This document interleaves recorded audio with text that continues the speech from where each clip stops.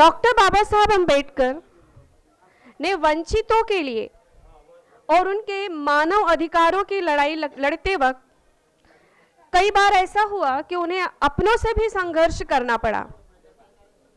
ये उनके लिए आसान नहीं था कि वो इतनी बड़ी संविधान की रचना करें। संविधान की रचना करते वक्त सबसे जो जरूरी था वो स्वतंत्रता, समता एवं बंधुता वाले भारत का निर्माण किया जाए।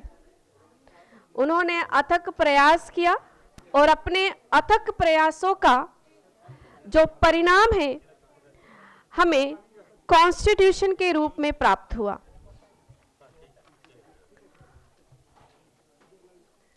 मैं यहाँ पे उपस्थित सभी विद्वानों से निवेदन करूंगी कि वो इस दिन का सम्मान एक ऐसे शब्द से करें जो हमें हमारी जाति, धर्म और सभी प्रकार के भेदभाव से अलग करता है।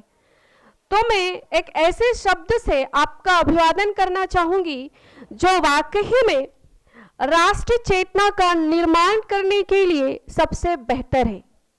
तो मैं आप सभी से गुजारिश करूंगी कि आप भी मेरे साथ कहें, जय भारत।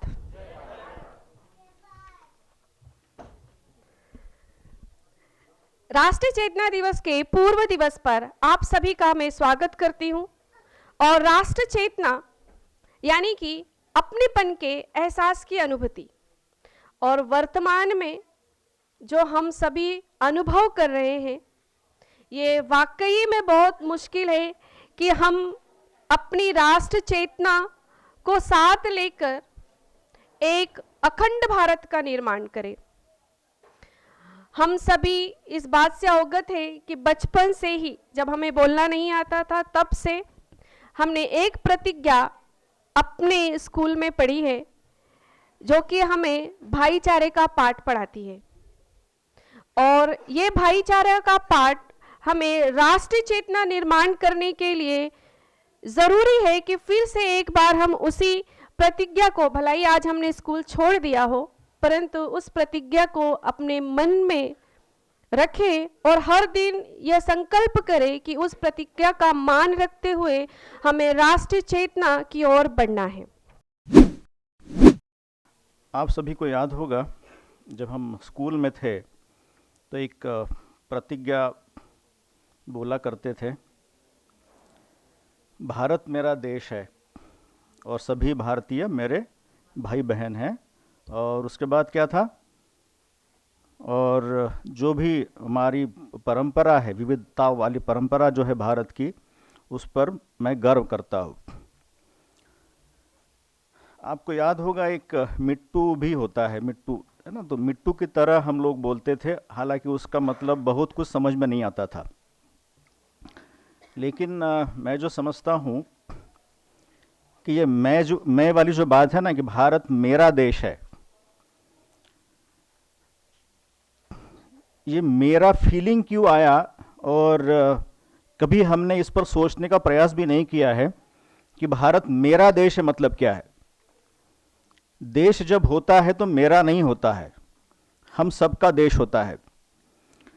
और देश यानी मेरा वाला जो फीलिंग है वो एक व्यक्तिवाद की ओर ले जाता है, और राष्ट्र का फीलिंग है अपनेपन का फीलिंग होता है, अपनेपन का फीलिंग देता है। इसीलिए भारत जब मेरा देश है, ये पता नहीं इन शब्दों को वहाँ उस प्रतिज्ञा में क्यों इंक्लूड किया गया, ये बताना थोड़ा सा मुश्किल इसलिए भी है क्योंकि जब मेरा जो फीलिंग है, आपने देखा होगा कि भारत में एक मैं की भावना, मैं सुपेरियर हूं, लेकिन मैं सुपेरियर हूं मतलब कुछ लोगों से सुपेरियर हूं, मैं हूं मतलब फिर मैं टॉप लेवल का वर्ण व्यवस्था में 1 नंबर का हूं या फिर 2 नंबर का हूं, लेकिन तीसरे से ऊपर हूं, मैं हूं। तो मैं का फीलिंग जो है वो भारत मेरा देश में है, बिकॉज हमने कभी भी भारत हमारा देश है, भारत हमारा देश है, इस प्रकार का फीलिंग विकसित न होने का कारण भी इसी प्रकार की ऐसी प्रतिज्ञाओं में है, ऐसा मैं समझता हूं। क्योंकि व्यक्तिवाद में ही था। पहले जब देखते हैं भारत का इतिहास, तो उसके पहले मतलब बुद्धा को मैदान में आना पड़ा था, संघर्ष करना पड़ा था उस वक्त की व्यवस्था के अगेंस्ट में। उस वक्त जो वैदिक व्यवस्था थी उसके अगेंस्ट में बुद्धा को संघर्ष करना पड़ा था। मतलब मैं के संघर्ष में, मैं हूं, मैं सुपीरियर हूं, मैं भूदेव हूं, तो इस मैं के अगेंस्ट संघर्ष करना पड़ा था। उसके बाद हम देखते हैं जब 7th सेंचुरी में आता है इस्लाम, हालांकि इस्लाम नहीं कहना चाहिए, मुस्लिम रूल आता है। उसके बाद ये मैं क्या फीलिंग, जो मैं वाला जो फीलिंग है ना, मैं हूं, मैं फीलिंग को काट देने का, मात देने का काम भी इस्लाम करता है। और इसीलिए बड़े पैमाने पर उस वक्त के जो अति शूद्र थे और बाद में शूद्र, वो लोग इस्लाम कबूल कर लिए। हालांकि उसके 300 साल पहले ही अति शूद्र बने थे। मतलब उसके 300 साल पहले ही कुर्मियों से कुछ लोग चमार बने, तेलियों से ही कुछ लोग महार बने थे, ठीक है। उसके पहले वो सभी शूद्र थे। अब जब वो शूद्र थे तब उनकी वो पहचान नहीं थी जो बाद में प्राप्त हुई। ऐसा क्यों हुआ? जब मैं की जो फीलिंग थी, मतलब मैं हूं, मैं somebody हूं, तो मैं की फीलिंग को काउंटर करने का जो प्रयास है दूसरी बार इस्लाम ने किया। पहली बार तो बुद्धा ने किया और दूसरी बार भारत में 7th सेंचुरी में इस्लाम ने किया। कभी हमने सवाल पूछे ही नहीं, बिकॉज हम तो स्टूडेंट थे, तो स्टूडेंट कहां सवाल पूछेंगे कि राष्ट्रीय गदर क्या होता है। मतलब नेशनल रिवोल्ट की जो बात करते हैं तब भी देखिए शब्दों का चयन काफी महत्वपूर्ण होता है। अक्सर हम लोग शब्दों का चयन संभल कर नहीं करते हैं। उन्होंने तब भी नहीं कहा कि वो हिंदुओं का रिवोल्ट, तब भी नहीं कहा ब्राह्मणों का रिवोल्ट, तब भी नहीं कहा किसी वर्ण वर्चस्ववाद का विरोध, मतलब रिवोल्ट। तब भी कहा उन्होंने राष्ट्रीय गदर, जबकि वो बात थी मंगल पांडे की और माता दिन भंगी की। माता दिन भंगी ने याद दिलाया उसको, रिवोल्ट क्यों हुआ? माता दिन भंगी ने याद दिलाया कि तू मैं मत कर, तू कह रहा है मैं हूं, मैं सुपीरियर हूं और मैं पानी नहीं पिला सकता आपको। ये जो बात कही ये मैं के अगेंस्ट में थी। मतलब वो जो राष्ट्र की जो भावना थी उस वक्त भी नहीं थी। और आपको पता होगा उसके 2 साल बाद ही, मतलब जो स्ट्रगल चल रहा था ट्रावनकोर में, केरल का ट्रावनकोर, वहां ब्रेस टैक्स देने की बात चल रही थी और उसके 2 साल के बाद में ही वो टैक्स बंद होता है। सवाल यह है कि उस वक्त उस परंपरा को बंद किसने किया? हालांकि पुरुष जो सत्ता थी, पुरुष व्यवस्था थी, पुरुष व्यवस्था भी इतनी पावरफुल नहीं थी। इसीलिए जब वहां एक मीटिंग बैठी, मतलब ब्रेस्टाक, उन्होंने बिकॉज वो ताड़ी निकालते थे, ताड़ी दारू वगैरह वो निकालते थे, नादर नाम की जो जाति थी, और अच्छी दारू बना लेते थे, इसलिए वो ब्रिटिश लोगों को अच्छी भी लगती थी, तो पैसा भी आने लगा उनको। तो उनको लगा कि हमारी बेटियां अब मतलब स्कूल में जानी चाहिए। लेकिन वो तो एक बैन था, वर्चुअल बैन था। तो मीटिंग तय कर ली और रात भर मीटिंग चली नादर लोगों की, उनकी, लेकिन हासिल कुछ नहीं हुआ। तब सुबह सुबह एक बूढ़ी औरत वहां जाती है मीटिंग में। उसको समझ में आता है कि ये जो यहां पुरुष बैठे हैं ना, ये भी कोई खास रिवोल्ट करेंगे ऐसा मुझे लग नहीं रहा है। उसने कहा कि मैं ऐसा करती हूं, मैं तो पूरी जिंदगी ये ब्रेस्टाक देकर मतलब गुजार लिया, लेकिन मैं चाहती हूं कि मेरी नाती इसमें नहीं फंसे। तो इसलिए मैं क्या करती हूं, मैं अभी क्रिश्चियन धर्म कबूल करती हूं। मतलब मैं वाली जो फीलिंग थी ना कि मेरा देश है, तो ये मेरा देश मतलब कुछ लोगों का ही देश बना रहे, इस प्रकार की व्यवस्था इस भारत में नहीं। तो इसलिए जब मतलब बुद्धा आए तब मैं क्या केस में स्ट्रगल किया उन्होंने। जब इस्लाम आया 7th सेंचुरी में, तब भी मैं वाला, मतलब जो मैं करते थे ना कि हम सुपीरियर, मतलब मैं सुपीरियर हूं, उसके बाद आप हो इंफीरियर, वो ज्यादा फीलिंग था। तो इसको समझना बेहद महत्वपूर्ण हो जाता है। ब्रिटिश इंडिया में इसीलिए सबको अधिकार देने की जो बात थी, वही बात इनको अच्छी नहीं लगी। ब्रिटिश इंडिया में सबको अधिकार देने की बात अच्छी नहीं लगी थी। और फिर जो आप देखते हैं कि छोड़ो भारत वगैरह वगैरह कई सारी बातें हैं, उस पर हम उसके बारे में जिक्र नहीं करेंगे। लेकिन उन्हीं अधिकारों की जो बात बाबा साहब करते संविधान में, भारतीय संविधान में बात करते हैं। लेकिन जो मैं वाला फीलिंग था कि मैं सुपीरियर हूं than somebody else। साथियों, जय भारत। सर्वप्रथम सामाजिक क्रांति के अग्रदूत महात्मा ज्योतिराव फुले, आरक्षण के जनक, संकल्पना के जनक राजर्षि शाहू महाराज और भारतीय संविधान के निर्माता परम पूज्य बोधिसत्व डॉक्टर बाबा साहेब अम्बेडकर, इन सभी के और इनके समविचारी सभी महापुरुषों के क्रांतिकारी कार्य को अभिवादन सर्वप्रथम मैं करना चाहूँगा। साथियों, 6 दिसंबर 1956 को परम पूज्य डॉक्टर बाबा साहब आम्बेडकर का महापरिनिर्वाण हुआ और इस दिवस को हमने किस तरह से मनाना चाहिए, इसकी संकल्पना जो डॉक्टर विनोद अनावरत सर ने हमें दी है कि यह दिवस हमें राष्ट्र चेतना दिवस के रूप में मनाया जाना चाहिए, क्योंकि इस दिवस को और ज़्यादा कलंकित करने के लिए मनुवादी व्यवस्था ने इसी दिन को 6 दिसंबर के दिन को बाबरी मस्जिद ढाई, ताकि यह फूट गिराई जाए।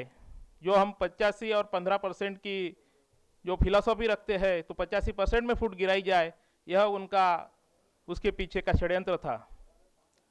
तो इस दिवस को हम राष्ट्र चेतना दिवस के रूप में जब मनाते हैं, तो यह उनकी षड्यंत्रों को एक तरह से हम सक्सेस नहीं होने देते हैं, उसको हम उनके अंजाम तक नहीं जाने देंगे। तो यह राष्ट्र चेतना दिवस मनाना बहुत जरूरी है। साथियों, आज हमारे साथ में डॉक्टर संजय शेंडे सर यहाँ पे वक्ता के रूप में हमें प्राप्त हुए हैं। वह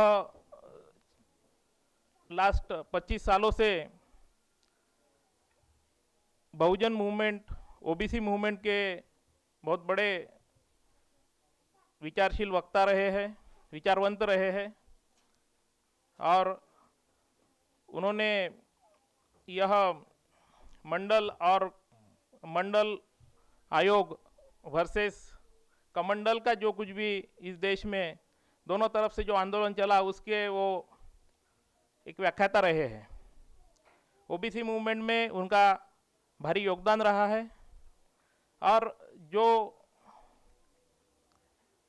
ओबीसी का वर्ग है, जो सबसे ज़्यादा जनसंख्या रखता है, 85% में 52% की जो भागीदारी रखता है ओबीसी, वह जिस दिन इस मूवमेंट में बड़े पैमाने पे जुड़ जाएगा, जो बाबा साहब ने कहा था कि ये एक ओबीसी वर्ग एक हाथी है, यह जिस दिन जाग जाएगा तो इस देश में परिवर्तन होना तय है।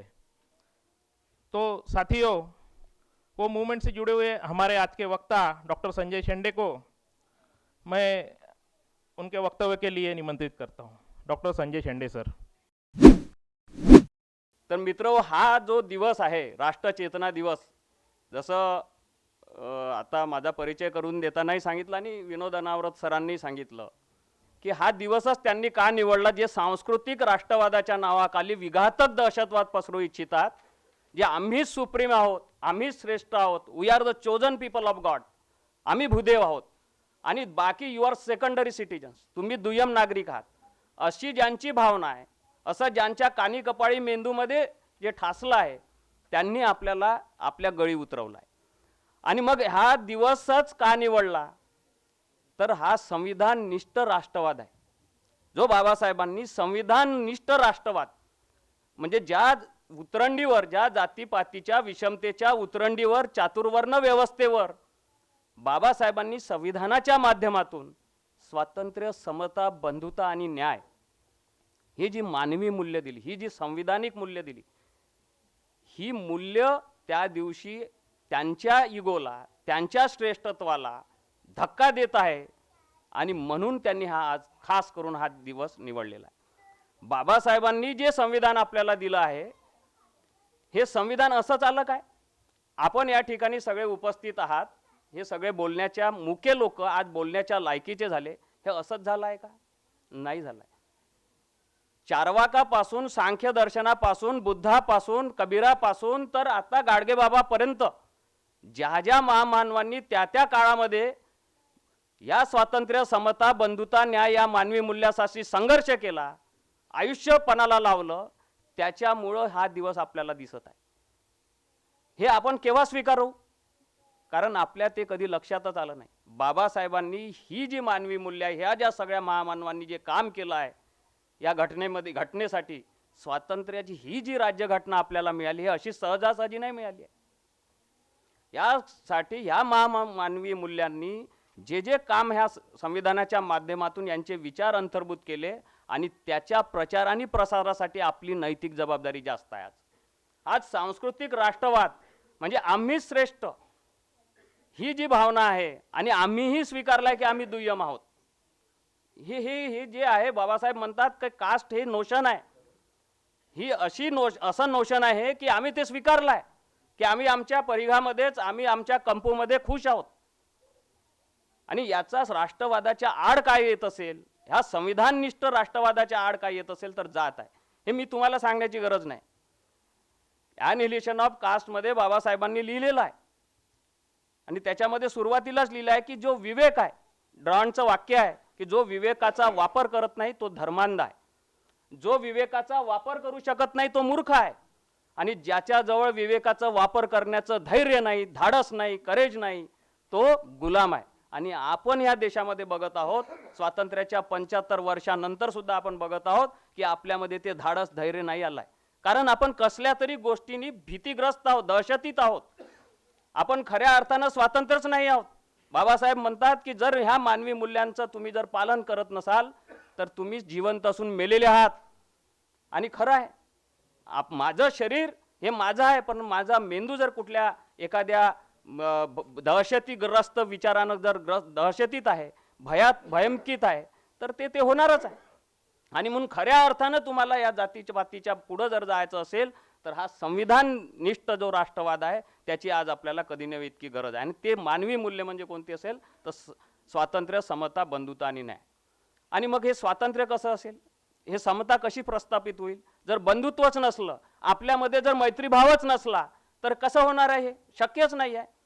बाबासाहेब म्हणतात you can not build a nation on the foundation of caste. Anything that you will build on the foundation of caste will be never be a whole, will be crack.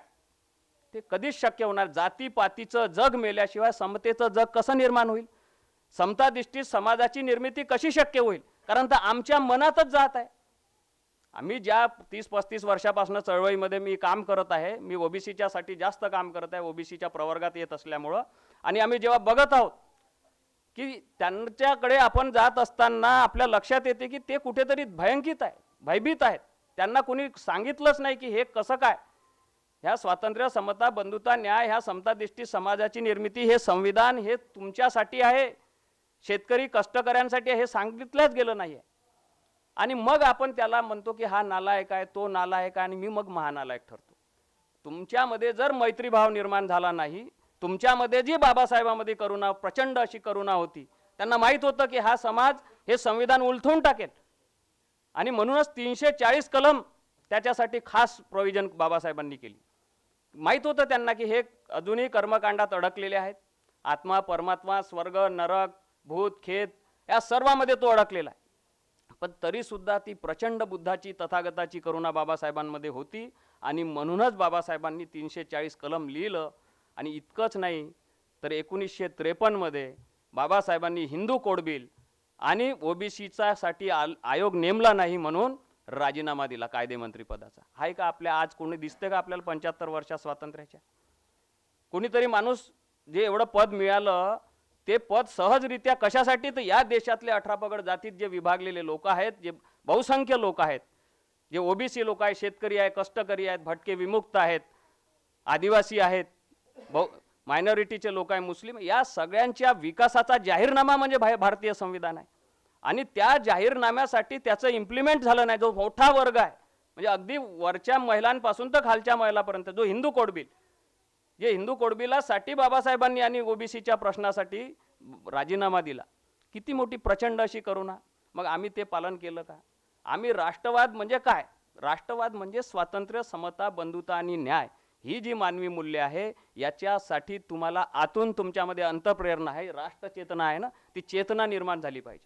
आणि ती जसं सरांनी सांगितलं की ती आपलं आम्ही भारतीय जे प्रिएम्बल आहे, घटनेचं जे प्रास्ताविक आहे त्याच्यामध्ये आहे आम्ही भारतीय, प्रथमता भारतीय, अंतिमता भारतीय.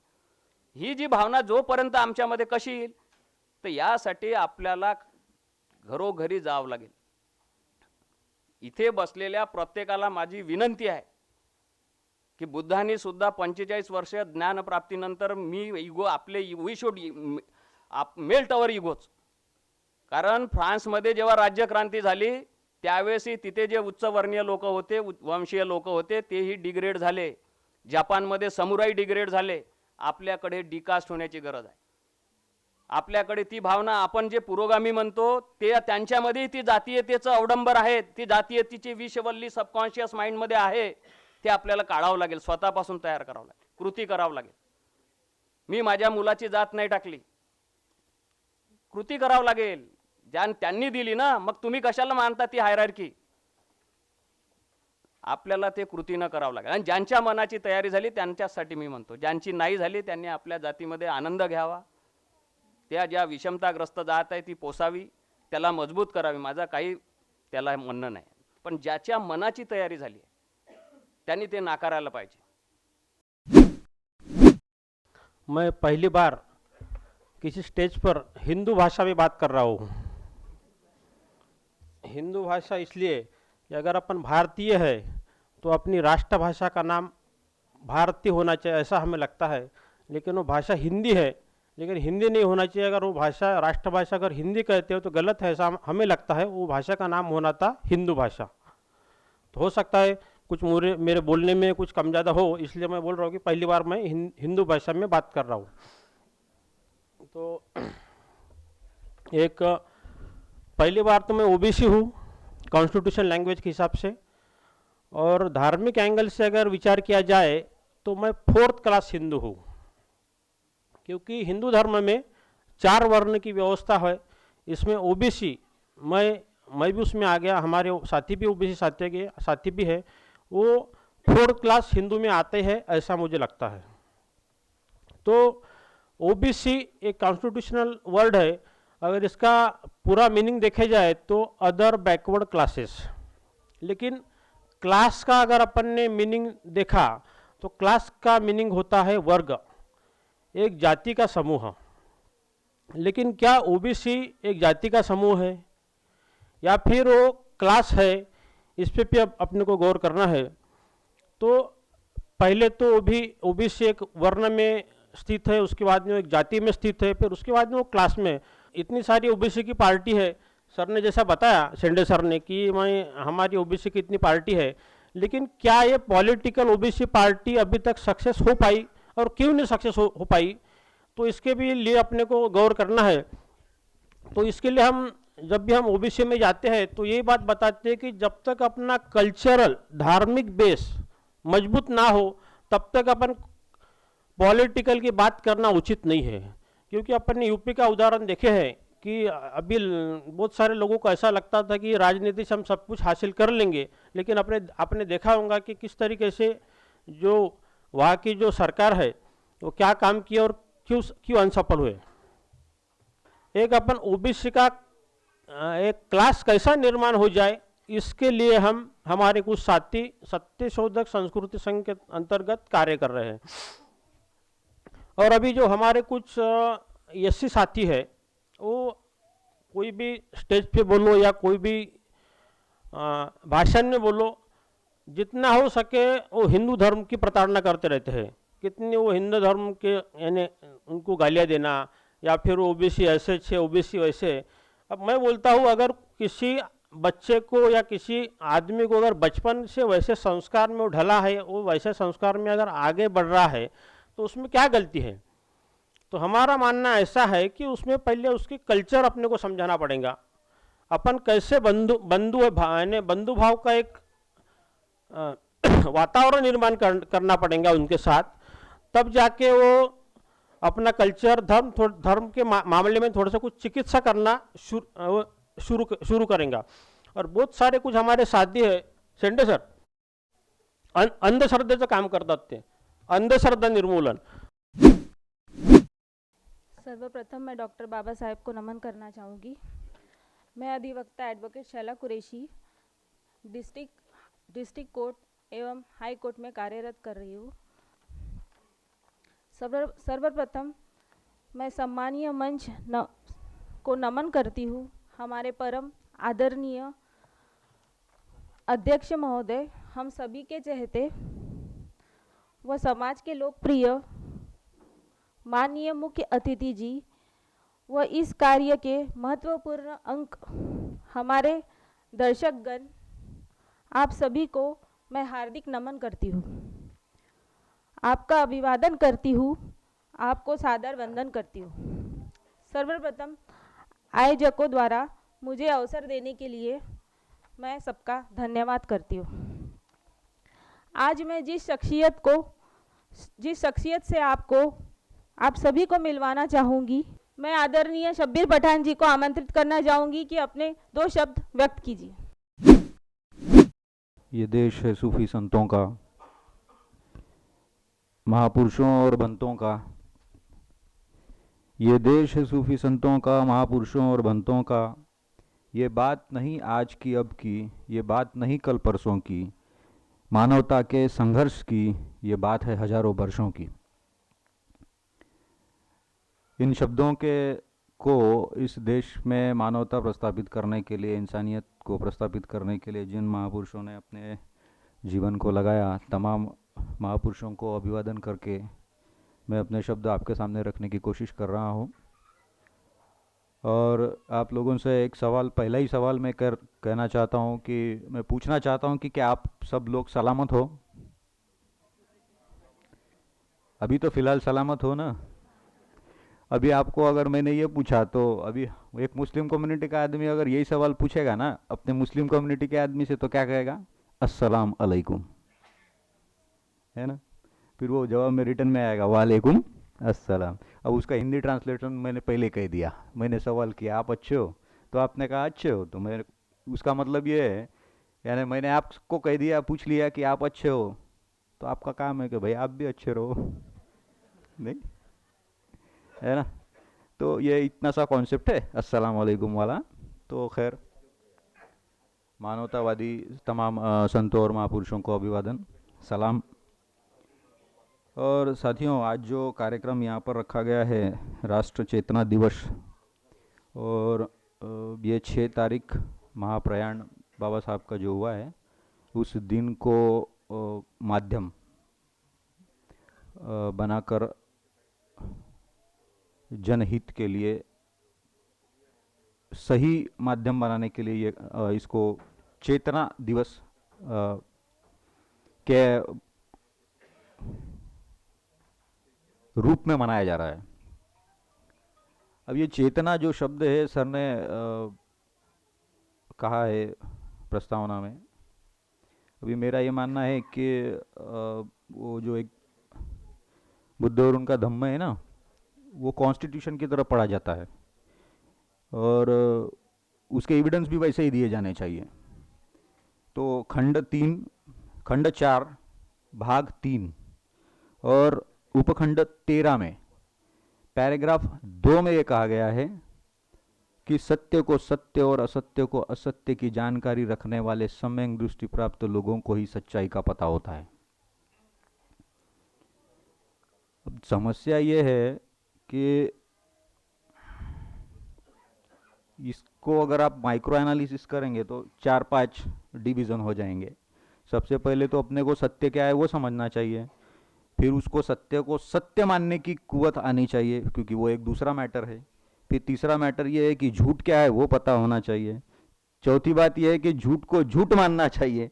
फिर 5वीं बात यह है कि ये चारों चीज़ें जिसके अंदर है वो सम्यक दृष्टि प्राप्त है, और वो जब सम्यक दृष्टि प्राप्त हो गया तो उसी व्यक्ति को सच्चाई का पता है. यानी ये पैरामीटर हो सकता है कि what is the definition of सच्चाई का पता होने वाला आदमी, नहीं? ये पैरामीटर हो सकता है कि नहीं हो सकता? यानी जिस व्यक्ति को सच्चाई का पता है लेकिन वो सच्चाई को मानता नहीं, जिस व्यक्ति को झूठ का पता है लेकिन वो झूठ को मानता नहीं, उसको सम्यक दृष्टि प्राप्त नहीं है, इसका सीधा अर्थ है कि उसको सच्चाई का पता नहीं है। बराबर है ना? ये मेरा तो तर्क है ही नहीं, तर्क महापुरुषों का है, उस आधार पर मैं बात कर रहा हूं। तो हमको इन सारी चीज़ों को गंभीरता से समझने की ज़रूरत है। वक्त किसी का इंतज़ार नहीं करता। आज 2022 है, 6 तारीख है। 6 तारीख के उपलक्ष्य में 4 तारीख को यह कार्यक्रम रखा गया है। हमारे दुश्मन बड़े खुशनसीब है, ऐसा कहना चाहूँगा मैं, क्योंकि वो जितना चाहते हैं उससे डबल हम मूर्ख बन जाते हैं, है ना? अभी बीच में एक प्रोग्राम हुआ तो मैंने उनको पूछ लिया, एक बच्ची थी, कैजुअली पूछ लिया कि आप ब्रश करते समय कौन सा टूथब्रश यूज़ करते हैं? तो उन्होंने कहा कि कोलगेट। आपकी राय कुछ और हो सकती है। तो फिर मैंने उनको पूछ लिया कि क्या ये निर्णय आपका है? तो उन्होंने कहा कि हाँ, ये मेरा निर्णय है।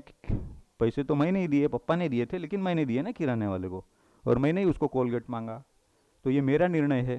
तो मैंने वहाँ पर उसको ये सिद्ध करने की कोशिश की कि ये आपका निर्णय नहीं है, ये आपके ऊपर लादा हुआ निर्णय है। यानी आप किसी के प्रभाव में आकर, आपको कोलगेट बार बार दिखाया जा रहा है, सुनाया जा रहा है, और उस बात को आपका माइंड रीड कर रहा है। आप कितना भी अच्छा सोचे, लेकिन आपका माइंड ऑटो प्रोसेस में काम करने वाला, खुद का व्यक्तिमत्व रखता है, खुद का नियंत्रण रखता है ना? क्योंकि उसका सादा उदाहरण है, वो उतना डीप में जाने की ज़रूरत नहीं है। आप पलक झपकते तो आपको पता होता है कि पलक झपकना है करके। तो ये एक ऑटोमेटिक प्रोसेस है, ठीक है? वो निसर्ग का सिद्धांत है।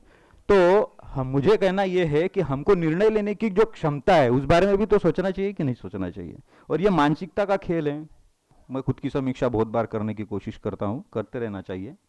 और उसके लिए मैं पैरामीटर्स लेता हूँ जो महापुरुषों से आए हुए हैं, क्योंकि दैट इज सर्टिफाइड पैरामीटर्स। तो ये सच्चाई, अगर आपको लगता है कि आपको सच्चाई का पता है, तो आप अपने आप को इस पैरामीटर में चेक कर लीजिए, ताकि आपको निर्णय लेने की क्षमता निर्माण हो जाए। क्योंकि आपके आजू बाजू में हम तो प्रोग्राम एक बार ले रहे, यानी मेरा ये कहना है कि अगर हम मानवतावादी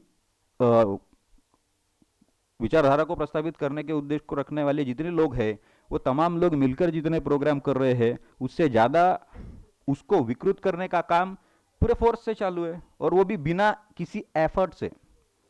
अभी घर में जाओगे, घर में काय को जाने की ज़रूरत है ना? प्रस्तावना चालू थी तब 2-3 बेल बज गई। वो संतरा होता है ना, संतरे को जब वो छीलते हैं तो कितने सारे धागे होते हैं, कैसा हुआ होता है ऐसे, वैसी तो हालत है हमारी। अब उसको एनालिसिस ऑफ कास्ट में बाबा साहब ने कहा कि जाति निर्मूलन, वो नाम ही वैसा है, ये जातियों की धागे है ना। चलो कोई बात नहीं, लेकिन जातियों के धागे अभी 2022 में अगर उनको निर्मूलन करने की कोशिश करते हैं अपन, तो थोड़ा लेट हो जाएगा, लेकिन ठीक है, फिर भी करना चाहिए, है ना, होना चाहिए। लेकिन उस पर एक दूसरा रास्ता ये हो सकता है कि जैसे बागीचा है, अगर एक फूल, गुलाब के फूल का अगर बागीचा हो, तो उसको गुलाब के फूल का बागीचा ही कहेंगे, उसको बागीचा तो नहीं कह सकते ना। लेकिन जिसमें 10 प्रकार के फूलों हो, उसको क्या बोलेंगे? फूलों का बागीचा। तो शायद इसीलिए कॉन्स्टिट्यूशन के फर्स्ट आर्टिकल में यह प्रावधान है कि भारत अर्थात इंडिया। मैं क्या कहना चाह रहा हूँ, समझ रहे ना आप? उसको दूसरा क्यों नहीं कहा कुछ भी? मुस्लिम स्थान नहीं कहा, हिंदुस्तान नहीं कहा, सिख स्थान नहीं कहा, क्योंकि अगर ये एक फूल का बागीचा होता तो उसको फूल बागीचा बोलते ना। लेकिन ये बहुत सारे फूलों का बागीचा है, इसीलिए इसको भारत कहा। ये फर्क समझने की जरूरत है। किसी पर्टिकुलर कम्युनिटी के ऊपर तो ये नहीं है ना नाम। अभी मुस्लिम कम्युनिटी के बारे में जो कहा जाता है कि सर ने प्रस्तावना में कहा 6वीं-7वीं शताब्दी में इस्लाम इस मुल्क में आया, उस वक्त इस मुल्क के हालात क्या थे? इस मुल्क में बहुत त्राही मची हुई थी। आप आपस में बात नहीं कर सकते, अच्छे कपड़े पहन नहीं सकते, है ना, मनुवाद चालू था ना। तो ये जुल्म के शिकार ये मुल्क पूरा उस वक्त था। उस वक्त ये भाईचारा मसावाद लेकर आया इस्लाम, और लोगों को ये, यानी सर ने कहा कि मैं से लोगों को हम बनाने का काम इस्लाम ने उस वक्त किया, और लोगों को सिर्फ यही कॉन्सेप्ट बहुत बेहतरीन लगा उस वक्त, और लोगों ने इस्लाम का स्वीकार किया। अभी एक विषय मेरे को कुछ लोग पूछते हैं कि भाई यार ये मुस्लिम लोगों का शिकार क्यों होता है इंडिया में, मुस्लिम लोगों का शिकार क्यों होता है। तो मुस्लिम लोगों के साथ में मुस्लिम लोगों को ये जानना ज़रूरी है कि मुस्लिम लोगों का शिकार शायद इस वजह से भी होता है कि ये उस वक्त, अगर मान के चलो कि उस वक्त अगर हम कन्वर्ट होकर मुस्लिम बने, ठीक है, मनुवाद से परेशान होकर 6वीं 7वीं शताब्दी में अगर उस वक्त के अदर्स जो है वो मुस्लिम बने, ठीक है ना, तो ओरिजिन क्या हुआ, ओरिजिन तो वही रहेगा ना, अभी मुस्लिम है। अभी एक वर्ड है आपने देखा होगा, उसको बहुत चलन में लाया गया था पिछले दिनों, घर वापसी। अब ये घर वापसी क्या है, इसके पीछे भी ट्रैप है। पहले का जो मूल आदमी था उसने उस व्यवस्था से प्रताड़ित होकर इस्लाम कबूल किया, ठीक है। अभी वो आज़ाद है, वो पुरानी मूल प्रताड़ित होने वाली व्यवस्था में है क्या, नहीं है, उसको छोड़ चुका है। तो उस व्यक्ति को ही घर वापसी कराओ। घर वापसी कराओ मतलब क्या कराओ, गुलामी की कंडीशन में वापस भेजो। और अब ये मुसलमान वो करने के लिए तैयार है ही नहीं, तो ये छोटा मोटा क्राइम है। अरे भाई, गुलामी से दूर रहना, आज़ाद होना, ये तो लड़ाई हो गई ना। तो यही लड़ाई का फ्रीडम फाइटर बन गया इनडायरेक्टली ये मुस्लिम। उसको पता भी नहीं है, मुसलमान को ये चीज़ पता भी नहीं है कि उसको टारगेट करने का एक कारण, मुख्य कारणों में से ये एक है, क्योंकि ये वो गुलामी की जंजीर तोड़कर आज़ादी की तरफ आया ना, मसावत की तरफ आया ना। इसीलिए इसको वापस घर भेजना है। कहाँ भेजना है, इसको वापस गुलाम बनाना है, जो वर्तमान में बाकी गुलामियाँ शुरू है। तो ये एक इस शब्द का अर्थ था। दूसरी बात यह है साथियों कि हमारे ये जो राष्ट्र की जो गरिमा है, इसको एक स्टेज पर आकर कहना या व्यक्त कर पाना ये थोड़ा मुश्किल मामला है। तो मैं आपको ये कहना चाहूँगा कि एक हिंदू राष्ट्र वर्सेस भारत राष्ट्र, ऐसा एक घोड़ेसवार साहब ने किताब लिखा है जिसमें वी और आवर डिफाइंड नेशनहुड के कुछ एविडेंस लिखे हुए हैं। जो पता है आपको किसने लिखा है वो किताब, है ना, और उसको वो पूरा बाबा साहब के भी विचार उन्होंने उसमें डाले हुए हैं। तो ये राष्ट्रवाद जो है ये थोड़ा गंभीर विषय है, बहुत संवेदनशील है। इसको आपको समझने के लिए आपका खुद का पर्सनल एफर्ट ही लगाना पड़ेगा। उसको ऐसे मैं एटलीस्ट नहीं व्यक्त कर पाऊंगा कि राष्ट्र की भावना जो, वो गरिमा जो है वो बहुत बड़ी गरिमा है। उसको एक छोटे से शब्द से मैंने आपको बागीचा और भारत इस शब्द से समझाने की कोशिश की थी, है ना, वो शायद आप उतने इफेक्ट के साथ नहीं समझ पाए, है ना। तो हमको, क्योंकि आज अगर मैं टोपी लगा के यहाँ पर खड़ा हूँ तो मैं उसी बागीचे को खूबसूरत बनाने के लिए खड़ा हूँ। ये चीज़ आपको समझनी है, क्योंकि मेरे को एटलीस्ट कैसा है कि मैं बिना टोपी के आता ही नहीं हूँ, डायस पे तो नहीं आता। तो उसका कारण ये है कि कॉन्स्टिट्यूशन जब हमें धर्म स्वतंत्र दे रहा है 25, 26, 27, 28 में, तो उसका राइट्स दिया है तो उसका यूज तो होना चाहिए ना, और वैसे ही कि वैसे ही होना चाहिए। और मज़ा तो तभी आएगा ना, शेंडे सर ने भी कहा कि हमको एक दूसरे को स्वीकारना है। तो कैसे स्वीकारना है, हम जैसे है वैसे ही स्वीकारना पड़ेगा ना। राष्ट्र चेतना दिवस के उपलक्ष्य में जो अतिथि आए हैं उनका परिचय करवा देता हूँ। आज के कार्यक्रम के लिए उपस्थित हुए प्रमुख अतिथि माननीय प्रदीप जी भावे, ये विभागीय आयुक्त कार्यालय नागपुर यहाँ पर कार्यरत है। उनका मूल गांव लाखांदूर, जिला भंडारा है और उन्होंने एमए डॉक्टर बाबा साहेब आम्बेडकर विचारधारा में किया है तथा वो 2002 से बहुजन विद्यार्थी संगठन में सक्रिय है। उनका त्रिसमयक वसति गृह खामला नागपुर यहाँ पर स्थित है। पिछले 5 साल से बहुजन विद्यार्थियों को रहने का, खाने का और पढ़ाई का जिम्मा उठा रहे हैं। फिलहाल प्रदीप जी धर्मांतर के संदर्भ में ओबीसी समाज की मानसिकता के संदर्भ में पीएचडी गोंडाना विद्यापीठ गढ़चिरौली से कर रहे हैं।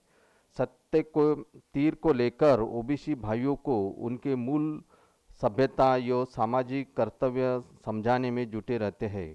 कार्यक्रम के मुख्य वक्ता के रूप में हम इस अवसर पर माननीय प्रदीप भावे का हृदय दिल से स्वागत करते हैं और उनसे अनुरोध करते हैं कि आज के राष्ट्र चेतना दिवस के अवसर पर अपने विचार साझा करें। आपण भारतामध्ये बघतो खास करून दोन लोकांमध्ये वाद आहेत, एक ब्राह्मणवाद आणि दुसरा श्रमणवाद. याच्या पुढं खूप मोठी लढाई आहे असं मला वाटत नाही. आणि या लढाईमुळंच हा जो काही संघर्ष सुरू आहे, ज्या चर्चा होतात, समाजात जे खलबत्ते निर्माण होतात आणि ह्या वाटचाली ज्या काही घडत आहेत त्यांचा सर्व परिणाम चांगले वाईट हे सर्व या दोन बाबीचेच मूलभूत अंग आहेत असं मला वाटते. इतिहासात आपण वाचतो की भारत हजारो वर्षापूर्वी समृद्ध असा देश होता. सिंधू संस्कृती ते नांदत होती. आपण गुन्ह्या गोविंदानं नांदत असताना इराणच्या खाडीतून जे आक्रमणं झाली आणि त्यांनी आपली जे अधिसत्ता निर्माण केली,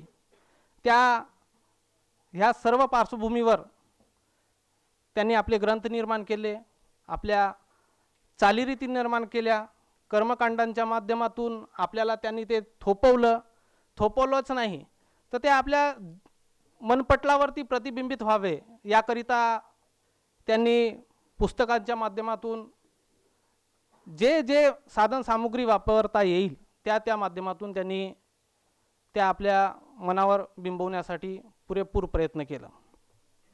आणि ते पिढ्यानं पिढ्या लहान मुलांवरती संस्कार होत राहिले आणि त्याचीच फलश्रुती हजारो वर्षापासून ह्या संस्कृतीमधून आपण बाहेर निघत नाही. ह्या सर्व कारणांमुळेच आताचा जो तरुण वर्ग आहे त्यामध्ये गुरफटत गेला. आणि आताची शिक्षण पद्धती तर आपल्याला माहीतच आहे. त्यांनी जे शिक्षण पद्धती निर्माण केलेली आहे त्यामध्ये आपल्या मुलांना बाकी दुसरे अवांतर ज्या गोष्टी आहेत, महापुरुष असो किंवा इतर जे वैज्ञानिक दृष्टिकोन असो, ते निर्माणच होऊ नये अशा पद्धतीचं एक वातावरण त्यांनी निर्माण केलेलं आहे. आणि त्यामुळंच जो ब्राह्मणवादी राष्ट्रवाद जो आपण म्हणतो तो आपल्या युवकांवरती ठासू भरलेला आहे. मला आयोजकांनी दुसरा त्यामध्येच असा प्रश्न उपस्थित केला होता कि संस्कारों की वो कौन सी पाठशाला है जिससे हमें गुजरना होगा या दाखिल होना पड़ेगा कि जिससे संवैधानिक राष्ट्रवाद जागा हो सके. माझं असं यामध्ये मत आहे की यापूर्वीच मी सांगितल्याप्रमाणे की जे ब्राह्मणवादी विचारसरणीने आपल्यावरती सांस्कृतिक अधिराज्य निर्माण केलं, हे 1-2 दिवसाची हे प्रक्रिया नव्हती. याला हजारो वर्ष लागली. असं वेगळं असं काही करण्याची आपल्याला काही आवश्यकता असं वाटत नाही. आपल्यावर सिंधू संस्कृतीचे जे हे आहेत, आपले विचार आहेत, आपण मुळात नागवंशीय लोक, आपण काही खोटे नाटे किंवा असे दुसऱ्याकडून उसने घेण्यासारखी अशी आपल्याला संस्कृती निर्माण करण्याची आवश्यकता नाही. आपल्याला फक्त इतिहासात डोकावं लागेल की आपले पूर्वज काय होते, त्यांची वागणूक कशी होती, त्यांनी कशा पद्धतीनं ते जीवन जगले असतील. मुझे जो धोबे सर ने जो इंट्रोडक्शन का पार्ट दिया है तो उनके लिए भी मैं आभार व्यक्त करती हूँ. और 10 साल पहले मैंने पोदार स्कूल अमरावती में कहा था कि अगर जब तक हर कास्ट का व्यक्ति हर महापुरुष की जयंती और पुण्यतिथि पॉजिटिव ढंग से सेलिब्रेट नहीं करते हैं तब तक हमारे इसमें एकजुट नहीं आएंगी. और ये चित्र में नागपुर में शादी की बात आने के बाद में मैं देख रही हूँ तो निश्चित रूप से ये जो हमारा एक राष्ट्र जो दिन मनाते हैं, हम सिर्फ दिन मनाने के लिए नहीं मनाते, तो हमें भी प्रेरणा मिलती है, तो चेतना मिलती है. यहाँ पे बहुत सारे लोगों ने हमें चेतना देने की जो शक्ति दी है, हमारी चेतना जागरूक हुई है. बहुत ही यानी पक्का जो अतिथि थे यहाँ पे 2-4 लोग थे, शब्बीर पठान सर, भावे सर के बॉयज़ हॉस्टल में मैं जा चुकी हूँ. मैं तारादूत करके प्रोग्राम चलाती थी गवर्नमेंट सारथी का, तो वहाँ पे भी मैं गई हूँ, सर का बहुत अमूल्य मार्गदर्शन रहा है। उसके बाद में शेडे सर ने भी बहुत अच्छे से दिया। जब तक ओबीसी लोग अंबेडकर जी को नहीं समझते, जो महान जो लोग हैं, जो भी बुद्धिस्ट लोग हैं, वो बोलते हैं कि हमारे ही है अंबेडकर, ये जब तक की गलतफहमियां दूर नहीं होती है तब तक हम एक नहीं हो सकते और हम वैसे की वैसे ही पॉइंट में ही रहेंगे। और मुझे लगता है दोनों सर को पता था कि मेरा जो स्कूल था होली क्रॉस मिशनरी का स्कूल था, तो मेरा अहोभाग्य है कि एक बार मुझे और मिशनरी के साथ जुड़ने का मौका मिला है। तो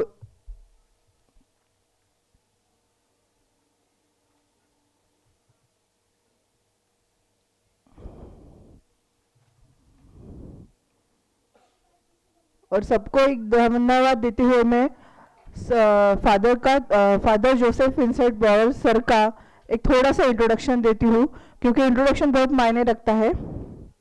आज के कार्यक्रम के लिए उपस्थित हुए मुख्य अतिथि फादर जोसेफ विंसेंट बावर यह क्रिश्चियन कम्युनिटी नागपुर के अध्यक्ष के तौर पर कार्य कर रहे हैं एवं हार्वेस्ट चर्च पारडी नाका भंडारा रोड यहाँ अध्यक्ष के स्थान पर कार्यरत है। आप यूनाइटेड स्टेट्स ऑफ अमेरिका से 5 साल का फादर का ट्रेनिंग हासिल करके भारत लौटे हैं। आपका मदर अलायंस इंग्लिश स्कूल में बच्चों को पढ़ाने का कार्य शुरू है एवं आप न्यू अपोलोस्टोलिक इंग्लिश स्कूल और डॉक्टर बावर जूनियर कॉलेज के ट्रस्टी है। कार्यक्रम के मुख्य वक्ता के रूप में हम इस अवसर पर फादर जोसेफ विंसेंट बावर का हृदय दिल से स्वागत करते हैं और मंच की तरफ से मैं अनुरोध करती हूँ फादर से कि आज के राष्ट्रीय चेतना दिवस पर हमें उनके अपने विचार साझा करें। धन्यवाद। This is the time that we need to come together in unity. Unity is the key to success. Unless and until जब तक हम यूनिटी में नहीं आएंगे, और मैं डॉक्टर बाबा साहब अम्बेडकर का बहुत बड़ा फ़ैन हूँ। आप बोलेंगे कैसे? क्योंकि शुरू से हमको शिक्षा मिली है कि संविधान constitution of India was not only framed for Dalits but it was framed for with a thought and with a mind for this great nation called India. We the people of India, it's our responsibility. I was in States in America, I have seen big time people, बहुत लोगों को मिला, मैं रहा। I was in New York, Chicago, California, LA, you name. मेरे 2 भाई रहते वहीं पे, मैं वहीं पे, जैसे दोनों भाई ने शादी कर ली, मैं भी वहीं पे रह सकता था। I went for father training but I made a वो विद गॉड। बॉम्बे में मैंने प्रभु से वाचा बांधी कि मैं भारत में आऊँगा और खुदा का काम करूँगा, and I came back. Nagpur ईसाई समाज का अध्यक्ष होने के नाते डॉक्टर बाबा साहब आम्बेडकर ने हमारे को जो हक दिया है संविधान में, वो समानता का है। लेकिन हमारे भाई ने, जैसा शब्बीर पठान जी ने कहा, कि मुस्लिम भाइयों को और ईसाई भाइयों को चर्चेस को टारगेट किया जा रहा है। आज ऑल ओवर इंडिया में, छत्तीसगढ़ में हम देखें, चर्चेस को टारगेट किया जाता है। हमारी मौत होती है, बड़े दुख की बात थी। कृष्णा खोपड़े जी के पास, वो आम्बेडकर चौक, वो एचबी टाउन के पास, मुझे अपने मरने की जगह के लिए हमारे समाज को, हम मिट्टी है, मिट्टी में मिलना है। परमेश्वर का वचन कहता है बाइबल में कि हम मिट्टी है, मिट्टी से खुदा ने आदम को बनाया, और अब्राहम, इसाक और याकूब के वंशावली के हम लोग हैं। खुदा से बढ़कर कोई नहीं है। और हमको मरने के बाद, मरने की जगह के लिए आज हमको अधिवेशन, आंदोलन करना पड़ता। आप बताइए, क्या हम भारत के नागरिक नहीं है? हम ईसाई है तो क्या हुआ? हम परप्रांत से तो नहीं आए, आम्ही महाराष्ट्राचे नागरिक आहे, आम्ही MP UP मधून नाही आलो। आम्हाला आमची मरण्याची जागा पाहिजे, त्यासाठी पार्टीमध्ये घाट आहे, गंगाबाई घाट आहे, घाट रोडला घाट आहे, अंबाझरीला घाट आहे, आमचा घाट कुठे? त्याच्यासाठी मी आंदोलनामध्ये बसलो। आणि बड़ी दुख की बात है कि हमारे मरने की जगह के लिए बाकी सब समाज को घाट है, हमको घाट ही नहीं था। तब जाके फिर हमको घाट मिला भाडलेवाड़ी में, कचरा घर में फेंक दिए। मैंने बोला चलो कचरे में ही हम जाएंगे, हम मिट्टी है मिट्टी में मिलेंगे। बहुत जल्द वो कब्रिस्तान का उद्घाटन 2023 में होने वाला है। मेरा मतलब ये है, हमारे बेरोजगारी की बात है, हमारे समाज की समस्या है, हर समाज की समस्या है। हमारे शब्बीर पठान जी ने जो कहा है बहुत सही बात कही। आज हमको अपनी समाज के, अपने बच्चों के हक के लिए, this is the right time to choose, B for birth, D for death. सबका निश्चय, बी फॉर बर्थ हो चुका है, डी फॉर डेथ भी आने वाला है, but C is ours, C is the right time, that's our choice. आज का फैसला कल का, आज का फैसला कल का, that's why we are here. इसीलिए हम यहां पे आए हैं। चेतना मंच, I was very happy, Rashtriya Chetna Manch, this is awareness, we need to be aware of what is coming. In America people say hey you never know, मैं बोलता था हे स्टे सेफ पीस बड़ी, मैं बोलता था ये ऐसा क्यों गोरा बोल के जा रहा, यू नेवर नो, बिकॉज सामने क्या होने वाला you never know. And specially this is India, this is India, we are Indians, and in India you can buy anything, सच का झूठ, झूठ का सच, लेकिन खुदा न्याय करने वाला है। In his time he makes everything beautiful in his time, we need to trust in the Lord, we need to be patient। एकता में आने की जरूरत है। सबसे बड़ी चीज है विश्वास एक में पे करना है, आशा में बने रहना है और प्रेम को बांधे रहना है। अगर समाज में हिंदू, मुस्लिम, सिख, ईसाई, ये जो प्रेम हम सब आपस में भाई भाई की भाईचारा निर्माण करने के लिए ये मंच बैठा है और एकता के लिए जो बैठा है, जो प्रयास आप लोग कर रहे हैं, आपका आना ये साबित करता है कि आपके अंदर में चेतना जाग चुकी है। साथियों, आज का जो दिन है वो दिन भूतकाल को यादगार बनाते हुए निर्माण हुआ है। जैसे शब्बीर साहब ने अपने भाषण में उल्लेख किया है कि हजारों साल से हम शोषित पीड़ित रहे हैं, तो हजारों साल का इतिहास मैं आपको चंद सेकंड में रूबरू करवाता हूँ कि जैसे कि हमारी सिंधु संस्कृति थी, तो सिंधु संस्कृति इतनी नायाब होने के कारण वो संस्कृति जिन लोगों ने विकसित की थी उन लोगों को आर्य कहा गया था। तो फिर ये आर्य संस्कृति पर कुछ भटके लोगों ने क्या किया, आक्रमण किया। तब उनके पास हथियार और घोड़े होने के कारण उन्होंने उस संस्कृति को तहस नहस कर दिया और फिर वो जीतने के कारण खुद को उन्होंने क्या किया, आर्य कहना शुरू कर दिया। तो मतलब ये बात आप जान ले कि आर्य दो प्रकार के, एक मूल निवासी आर्य और दूसरे बाहर से आए। अभी कौन आर्य है कौन अनार्य है ये जानना मुश्किल है क्योंकि मिलावट काफ़ी हो चुकी है। उसके बाद में वैदिक काल चालू हो गया। वैदिक काल को महात्मा बुद्ध ने, भगवान बुद्ध ने चैलेंज किया। उसके बाद में समता, स्वातंत्रता और भाईचारे पे सम्राट अशोक ने राज्य कायम किया। तो 1857 में जो मंगल पांडे का जो बंड था उसको फूले ने क्या किया आप सब लोग जानते हैं। तो अंग्रेजों को खिलाफ हिंदू और मुस्लिम को इकट्ठा करके फिर हाथ से खिसकी हुई सत्ता अपने हाथों में फिर उन लोगों ने प्राप्त कर ली। तो उनका मतलब जुझारूपन देखिए, सालों से वो अपनी सुप्रीमेसी कायम रखने के लिए प्रतिबद्ध है। तो साथियों, अब बाबा साहब जिस राष्ट्र की संकल्पना देते हैं वो राष्ट्र वास्तव में है क्या? राष्ट्र किसे कहा जाता है? राष्ट्र यानी अपनेपन का एहसास दिलाने वाली बात, अपनेपन की भावना का हमें जहन में उजागर करने वाली बात। बचपन से हम लोग देश और राष्ट्र ये दो चीज़ें सुनते आए हैं। देश किसे कहेंगे और राष्ट्र किसे कहेंगे? देश होता है एक भौगोलिक क्षेत्र को सीमाओं में बंदिश किए हुए कुछ लोगों का राज्य, और अगर उन लोगों में सौहार्द हो, सौहार्द हो तो उसको कहा जाएगा राष्ट्र। दुनिया में 100% तो कोई राष्ट्र अस्तित्व में नहीं है, लेकिन दुनिया में 90% एक राष्ट्र अस्तित्व में है, उसका नाम है जापान। आपने देखा होगा यूट्यूब में कि एक छोटी सी बच्ची के लिए उसकी शिक्षा की तजवीज़ करने के लिए उसको लेने के लिए ट्रेन भेजी जाती है, एक लड़की के लिए। हमारे यहाँ ऐसी बात नहीं होती है। दूसरी बात, जापान में जब भूकंप आया था तो जैसे हमारे यहाँ भूकंप आ जाए तो सबसे पहले जिंदा रहने की ज़रूरत किसको महसूस पड़ती है? मेरे को। हम लोग अगर एटी में जाते हैं तो क्या करते हैं? मारामारी करते हैं, दूसरे को धकेल देते हैं। अगर ये राष्ट्रवाद का नमूना अगर कहीं देखा हुआ, झुग्गी झोपड़ी में जाइए और वहाँ पे औरतों को पानी भरते हुए देखिए, किसी जगह बिल भरने के लिए जाइए, रेलवे में टिकट निकालने के जाइए, आपको भारत के राष्ट्रवाद का अच्छा नमूना देखने को मिलेगा।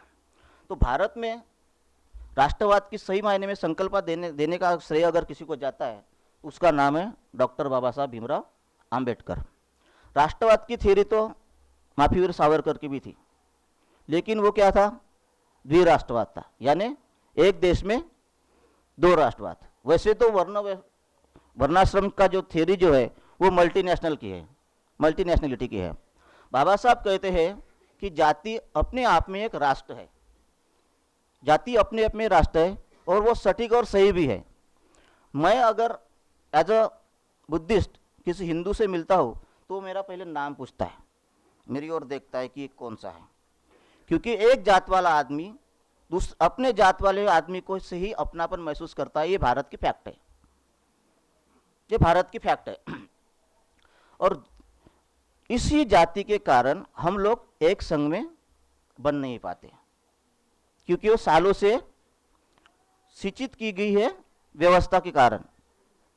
अब जब हम इस जात एक साथ जुड़ती भी है और धर्म के नाम पे, जात के नाम पे तोड़ती भी है और धर्म के नाम पे जोड़ती भी है, मतलब ये जो राष्ट्रवाद है ये आभासी राष्ट्रवाद है, एक फुटीरता वाला राष्ट्रवाद है। तो इस फुटीरतावाद राष्ट्र का पतन होना 100% निश्चित है। इस मायने में मुस्लिम यदि मुस्लिम रहता है, बुद्धिस्ट यदि बुद्धिस्ट रहता है, ईसाई अगर ईसाई रहता है और हिंदू अगर हिंदू रहता है, तो ऐसे बटे हुए भावना में राष्ट्रवाद का संचार करना टेढ़ी खीर है, मुश्किल बात है। मुस्लिम अंतस्था मुस्लिम रह सकता है, क्रिश्चियन अंतस्था क्रिश्चियन रह सकता है, हिंदू अंतस्था हिंदू रह सकता है, बुद्धिस्ट अंतस्था बुद्धिस्ट रह सकता है, क्योंकि अपने धर्म को पालन करने की आज़ादी तो संविधान ने दी है। लेकिन बाह्य जगत में हम जब रहते हैं तो आपसी भाईचारा बनाने के लिए हमें हमारा ये पृथकतावाद त्यागना पड़ेगा। इसके अलावा हम राष्ट्रवाद की ओर, एक राष्ट्र की ओर कदम नहीं बढ़ा सकते। बौद्धों का राष्ट्र, मुस्लिमों का राष्ट्र और हिंदू का राष्ट्र भारतीय परिप्रेक्ष्य में सही नहीं है, लेकिन अगर हम इस राष्ट्रवाद के साथ, पृथकता के साथ आगे जाते हैं तो हम अज्ञानवश उनके ही राष्ट्रवाद को बल देते हैं, अज्ञानवश की क्यों ना हो, और इसी चक्कर में हम फंसे जा रहे हैं। आजच्या कार्यक्रमासाठी प्रमुख पाहुणे म्हणून लाभलेले डॉक्टर संजय शेंडे, माननीय प्रदीप भावे, फादर जोसेफ विन्सेंट बावर, माननीय शब्बीर पठाण आणि ॲडव्होकेट दिनेश धुबे यांचे मी प्रथमतः इथे आभार मानतो।